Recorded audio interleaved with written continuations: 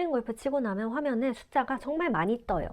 비거리, 캐리거리, 헤드스피드, 볼스피드, 발사각, 스핀까지. 처음에는 이게 다 뭔지도 모르겠고 그냥 제일 크게 보이는 비거리만 보게 됩니다. 저도 처음에는 몇 미터 나갔지? 이것만 봤거든요. 그런데 연습할 때 비거리만 보면 내 실력이 늘고 있는지 제대로 알기가 어렵습니다. 오늘은 골프 초보가 스크린 골프에서 꼭 알아야 할 지표인 비거리, 캐리거리, 헤드스피드, 볼스피드, 스매시 팩터, 정타율까지 바로 이해하실 수 있게 정리해봤습니다. 비거리는 최종적으로 멈춘 거리예요. 스크린 골프에서 비거리라고 표시되는 숫자는 공이 출발한 지점부터 최종적으로 멈춘 그 위치까지의 거리입니다. 쉽게 말해 공이 날아갈 때부터 멈출 때까지의 거리예요. 예를 들어 공이 140m에 떨어지고 거기서 20m를 더 굴러서 160m에서 멈췄어요. 그러면 비거리는 160m입니다. 그래서 비거리는 우리가 흔히 말하는 나 몇 미터 쳤다 할 때 가장 많이 보는 숫자입니다. 그런데 여기서 주의할 점이 있는데 비거리는 이 굴러간 거리까지가 포함되기 때문에 공이 얼마나 굴렀는지에 따라 크게 바뀔 수가 있어요. 공이 낮게 깔려서 많이 굴러가면 비거리는 생각보다 길게 나오고요. 공이 높게 떠서 바로 굴러가지도 않고 멈춘다면 비거리는 짧게 나올 수 있습니다. 그래서 경사, 탄도, 스핀 이런 것도 잘 치게 되면은 많이 고려를 하세요. 비거리만 보고 오늘 엄청 잘 쳤다, 못 쳤다 이렇게 판단하기는 조금 부족하고 연습할 때는 그 안에 포함된 캐리거리도 같이 봐주셔야 합니다. 자, 캐리거리는 공이 클럽에 맞고 날아가서 처음 땅에 떨어진 지점까지 거리입니다. 뒤에 굴러간 거리를 빼고 순수하게 공중에서 날아간 거리를 뜻해요. 아까처럼 공이 140까지 날아가서 떨어지고 20m 굴러서 160에 멈췄다면 캐리거리는 140m, 비거리는 160m입니다. 초보 때는 비거리만 보기 쉬운데 실제로 필드에서는 캐리거리가 굉장히 중요합니다. 왜냐하면 골프장은 평지만 있는 게 아니잖아요. 중간에 해저드가 있을 수도 있고 벙커나 언덕 러프가 있을 수도 있죠. 이럴 때 중요한 건 굴러서 몇 미터 갔나 보다 최소한 어디까지 날아가서 떨어졌냐는 건데요. 예를 들어 앞에 물이 있는데 물이 넘기려면 최소 100m를 날려야 한다고 가정할게요. 내 비거리가 120m라고 해도 캐리가 90m면 공은 물에 빠질 거고 비거리는 똑같아도 캐리가 105m라면 물을 넘길 가능성이 높아지겠죠.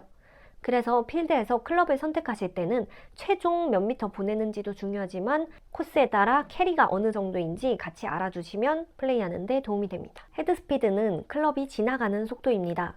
말 그대로 클럽 헤드가 공을 치는 순간 얼마나 빠르게 지나갔는지 보는 숫자인데 비거리를 늘리려면 헤드스피드가 중요한 건 맞습니다. 클럽이 빠르게 지나가야지 공에 더 큰 에너지를 전달할 가능성이 높아지기 때문인데 착각하기 쉬운 부분은 헤드스피드가 빠르다고 해서 무조건 공이 멀리 가는 게 아닙니다. 왜냐하면 클럽을 아무리 빠르게 휘둘러도 클럽 헤드 끝에 힘이 전달되지 않으면 스피드가 나지 않고요. 공이 페이스 가운데에 맞지 않아도 이때도 힘이 공에 제대로 전달이 되지 않을 수 있습니다. 분명 나는 엄청 세게 휘둘렀고 공이 맞았는데 생각보다 안 나갈 때가 있죠. 그래서 헤드스피드를 볼 때는 내가 얼마나 빠르게 휘둘렀나 에서 끝내면 안 되고 그 힘이 공이 전달이 잘 됐는지까지 같이 봐야 돼요.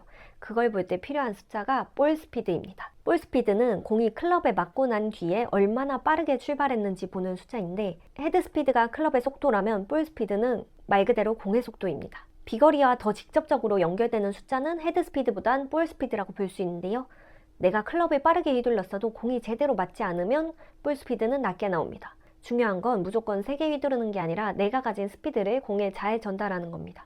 여기서 나오는 개념이 스매시 팩터라는 건데요. 스크린 기계에 따라 정타율, 스매시 팩터라고 나오는데 쉽게 말하면 내가 만든 헤드스피드가 볼 스피드로 얼마나 잘 이어졌는지를 보는 숫자예요. 계산은 간단한데 볼 스피드 나누기 헤드 스피드입니다.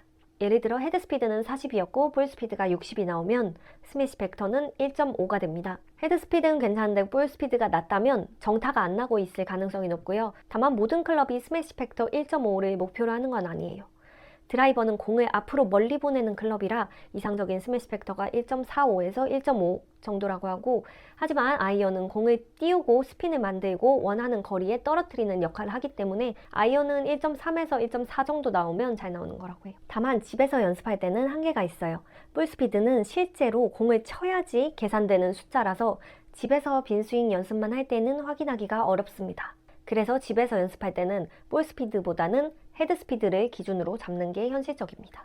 예를 들어 헤드 스피드 연습 기기 중에는 원하는 헤드 스피드를 설정을 해두고 그 속도 이상으로 휘둘러야만 소리가 나는 방식이 있어요. 이런 기기는 볼스피드나 정타율을 알려줄 순 없지만 내 헤드스피드 평균과 그 속도를 반복해서 일관적으로 만드는 것을 연습할 수 있어요.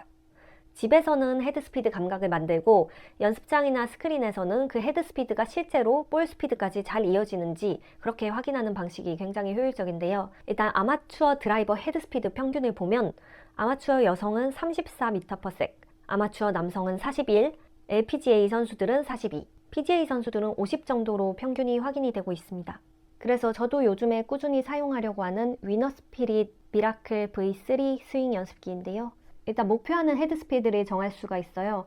PGA 선수들 평균이 50이라고 했는데 딱 50까지 정해놓고 연습을 할 수가 있습니다. 제 스피드는 35에서 36? 그 정도까지는 딱 소리가 나고 37부터는 지금 딱 소리가 안 나더라고요. 그래서 저는 스피드 40 정도를 목표로 해서 매일매일 루틴하게 연습해 보려고 합니다. 이게 연습장은 사실 매일 가기가 어려워서 일주일에 두세 번 연습장에 가는 거로는 헤드 스피드 늘리기가 참 어려운 것 같아요. 그래서 집에서도 간단하게 사용해 볼 수 있는 스윙 연습기 한번 제가 사용해 보고 더 자세한 후기 알려드리도록 하겠습니다. 정리하면 스크린 골프에서 비거리만 봤을 땐 내 샷이 진짜 좋아지고 있는지 실질적으로 알기가 어렵습니다. 앞으로는 스크린에서 비거리, 캐리거리, 헤드스피드, 볼스피드, 정타율까지 같이 확인해 보시면 내가 앞으로 뭘 연습해야 하는지 훨씬 더 잘 보이실 거예요. 재밌게 보셨다면 좋아요, 구독 부탁드립니다. 감사합니다.